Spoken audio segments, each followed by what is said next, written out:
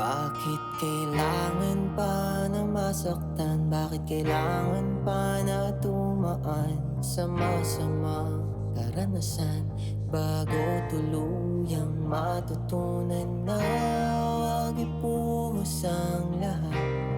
Magtira sa sarili, siguraduhin mata'y dilat, nang sa huli di magsisi.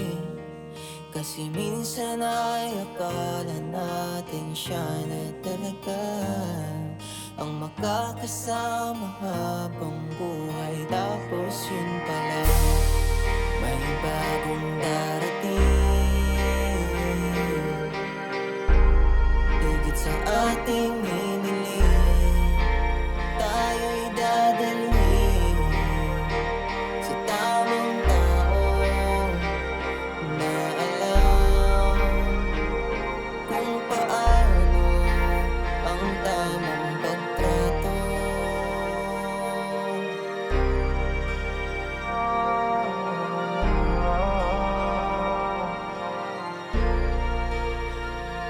Akala ko dati di ko kayang wala siya, sa mga sinasabi niya lang ako naniwala. Tinalikuran ko lahat ng mga biyaya, kasi sabi niya palagi sa akin siya na daw bahala. Dami ko sinayang, pati na ang oras ko, buti na lang napagtanto